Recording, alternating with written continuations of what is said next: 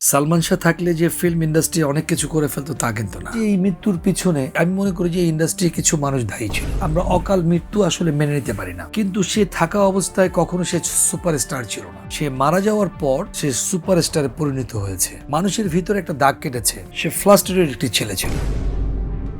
Sir, আপনি যখন বাংলা চলচ্চিত্রে আপনার নাম উজ্জ্বল করছেন, আলোকিত করছেন, তখন আমাদের চলচ্চিত্রের জগৎ থেকে একটি উজ্জ্বল নক্ষত্র পড়ে যায়, সালমান শাহ। অনেকে বলে যে সালমান শাহ থাকলে হয়তো বাংলাদেশের চলচ্চিত্রের অবস্থা আরও বেটার হতে পারত।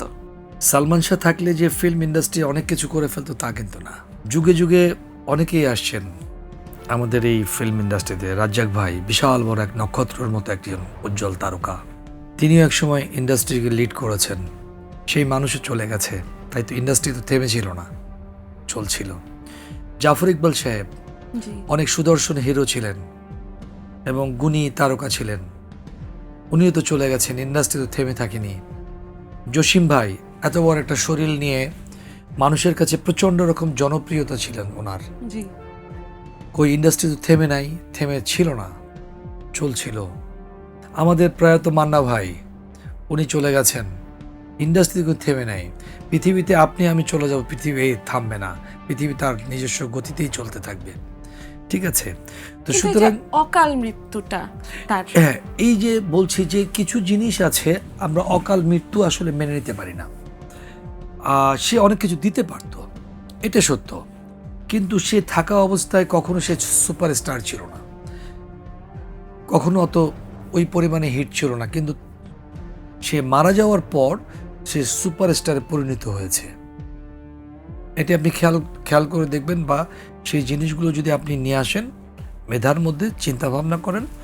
কারণ সে খুব অল্প সময়ে 3 বছর থেকে একটু বেশি সময় সে রান করেছে ইন্ডাস্ট্রিতে, এবং খুব অল্প কিছু ছবি সংখ্যক দিয়েছে, এবং খুব তখন সে দ্যাট টাইম খুব নর্মাল পরিচালকদের ছবিতে তিনি কাজ করেছেন, একেবারে উদীয়মান পরিচালকের সাথে। তখন সে যে ছবিগুলোতে কাজ করেছে, তখন কিন্তু সেই ছবিগুলো আপনার ব্যবসা করেছে, আমি বলবো না যে ব্যবসা করেনি, কিন্তু ওরকম সুপার বাম্পার ওরকম কিছু করেনি। পরবর্তীতে সে মারা যাওয়ার পর অনেক ছবি সুপারহিট হয়ে গেছে। মানুষের ভিতরে একটা দাগ কেটেছে যে একটি ছেলে যখন চলে গেছে আসলে এত অল্প বয়সে, যেটা আমরা কখনো মেনে নিতে পারি না।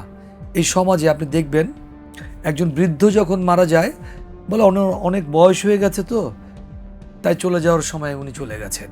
কিন্তু একজন শিশু যখন মারা যায়, তখন আমরা বলি, ইস, এত অল্প বয়সে চলে গেল, ইস। এই জিনিসগুলো, এই যে বিষয়গুলো, এগুলো আমরা মেনে নিতে পারি না আসলে। তো তিনি আসলে এত অল্প বয়সে চলে গেছেন, যেটা আমরা কখনোই মেনে নিতে পারিনি। ঠিক আছে, তো তার চলে যাওয়াটা যে মানুষকে যে শক দিয়েছিল সে সময়ে, রিসেন্টলি আবার এই গুঞ্জন শুরু হয়েছে যে সালমান শাহ কি আসলে সুইসাইড অ্যাটেম্প্ট করেছিলেন নাকি তাকে মার্ডার করা হয়েছে। এই বিষয়টা আপনি কিভাবে দেখেছেন তখন? দেখেন, আমি তৎকালীন সময় আমি এটা বলবো, সে আমার বয়সে ছোট, জি, আমি বলি, সে ফ্লাস্টারের একটি ছেলে ছিল। আমি তাকে দেখেছি, খুব ফ্লাস্ট্রেশনে সে ভুগতেন। কেন ভুগতেন আমি জানি না, তার কিছু পারিবারিক কিছু সমস্যা মনে হয়েছিল, এবং ছিল এটি, যেটা মানুষের মুখ থেকে, অনেকের মুখ থেকে যেহেতু শোনা যায়, তখন শোনা যেত। এবং মানে তার যে এই মৃত্যুর পিছনে আমি মনে করি যে ইন্ডাস্ট্রি কিছু মানুষ দায়ী ছিল। কারণ সেটা একজন মানুষ আমরা যখন কোনো কিছু কষ্টে ভুগি বা ফ্লাস্ট্রেটেড হই, আপনি কিন্তু একটু উৎসাহ জাগানো উচিত ছিল। তখন কিন্তু আমরা কেউ উৎসাহ জাগাইনি। তখন তার সাথে যখন কাজ করেছে মৌসুমী, সেই মৌসুমীও কিন্তু মুখ ফিরিয়ে নিয়েছিল তার থেকে, তার সাথে কাজ করেনি। কেন হচ্ছিল সেটা? আচ্ছা, এখন দেখেন, হয়তোবা তার সাথে মিল ছিল না, কিন্তু সেটা আমরা তো মিলে নিতে পারতাম। ঠিক আছে, এই যে মানুষের ভিতরে একটা কাজ করতো, ফ্লাস্ট্রেশন কাজ করতো। যেমন তার ওস্তাদ, যেহেতু আমার ওস্তাদ সোহান ভাই, সোহানুর রহমান সোহান, তিনিও কিন্তু তাকে নিয়ে পরবর্তী সময়ে কাজ করেননি, যেটা করা উচিত ছিল। তার সাথে কাজ না করার কি কারণটা ছিল? কারণ তখন হলো তো কি, সে তিনি- একটু চঞ্চল প্রকৃতির ছিল, ঠিক আছে। আর মানে সে শিডিউল নিয়ে একটু ডিস্টার্ব করতো, এটা ঠিক আছে, কিন্তু তার মানে এই নয় যে আপনি রাগ করে তাকে দূরে সরিয়ে দিবেন, বা এই যে জিনিসগুলো, এই জিনিসগুলো তার ভিতরে কিছু কাজ করতো, নেগেটিভিটি কিছু কাজ করতো। কিন্তু দর্শকদের মধ্যে তো তার জনপ্রিয়তা জনপ্রিয়তা মারা যাওয়ার পর কিন্তু তার জনপ্রিয়তা বেশি বেড়েছে। আচ্ছা, তার আগে কিন্তু জনপ্রিয়তা এরকম ছিল না, কারণ আমরা তো ইন্ডাস্ট্রিতে কাজ করেছি, আমরা দেখেছি তো। কারণ সে এই ফ্লোরে কাজ করছে, পাশের ফ্লোরে আমি কাজ করছি, আমার তো চোখে দেখা এগুলি, যে এমন না যে তার কাছে হুমড়ি খেয়ে সবাই পড়েছে, তা তো না। আর তার মারা যাওয়ার পিছনে দেখেন, এটা সুইসাইড নাকি হলো গিয়ে কেউ আপনাকে মানে তাকে কেউ মেরে ফেলেছে বা এরকম কোনো কিছু, যে ঘটনাগুলো এখন মানে এসছে, যেটা দেখেন, এটা তো আসলে বিচার করার আমাদের কোনো রাইট নাই, বা আমরা বলতে পারি না। এখন যেহেতু অ্যাক্সিডেন্ট যেহেতু ঘটে গেছে, এখন এটার বিচার তো করবে কোর্ট, তাই না? তা আপনার রায় কি দিবে, মনে তারা হয় যে তদন্ত করে হয়তো ইয়ে করবে। ক্যারিয়ার লাইফ নিয়ে তার কোনো ফ্রাস্ট্রেশন ছিল নাকি পার্সোনাল Career লাইফ life নিয়ে নিয়ে frustration ফ্রাস্ট্রেশনটা ছিল। বেশি ছিল? দুটোই ছিল, ক্যারিয়ার লাইফ নিয়েও তার ফ্রাস্ট্রেশন ছিল, তার কনজুগাল লাইফেও সে হ্যাপি ছিল না, কারণ আমরা যেটা সবসময় দেখতে পেতাম, আচ্ছা, ঠিক আছে। তো এখান থেকে বেরিয়ে আসতে পারেনি। আসলে হয় কি, যে আমরা না উৎসাহ দিতে জানি না ভালো ভালো কাউকে, এটি আমাদের সবচেয়ে বড় ব্যর্থতা। মানে আপনি শেষ হয়ে যাচ্ছেন, আপনাকে আমাকে শেষ করে দিতে হবে কেন? আপনাকে আমরা উৎসাহ দিব, উদ্দীপনা দিব, যে আপনি ভালো কাজ করছেন, আরো ভালো কাজ করেন। কারণ কি, তাকে অনেকগুলো সমিতি বয়কট করে রেখেছে, অনেকে তাকে নিয়ে কাজ করতে চাচ্ছে না। কেন? এই জিনিসটি কেন হবে?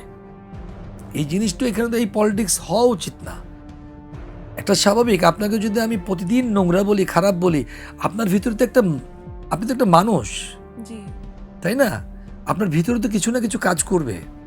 আমাকে যদি প্রতিদিন বলে, এই তুমি কিছু পারো না, তুমি কিছু পারো না, তাহলে আমার তো ভিতরে ওই জিনিসটা কাজ করবে সারাক্ষণ, তাই না? আপনি তার সমসাময়িক হিসেবে বা বড় ভাই হিসেবে আপনি কিভাবে তাকে সেই সময় অনুপ্রেরণা দিয়েছিলেন, বা এরকম কোনো আলোচনা হয়েছিল কিনা? দেখেন, আমার সাথে কথা হয়েছে মাঝে মধ্যে, হ্যাঁ।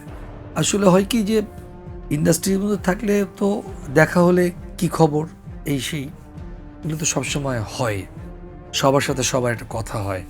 আসলে আবার যে যার মতো ব্যস্ত হয়ে যায়, মানে দেখা যায় কি, যে ইন্ডাস্ট্রিতে ওরকমভাবে আসলে আমাদের সাথে ওরকম মানে ফ্যামিলিয়ারভাবে, মানে তার কনজুগাল লাইফে কি হচ্ছে না হচ্ছে, এগুলো আলাপ আলোচনা আসলে কখনোই হয়নি।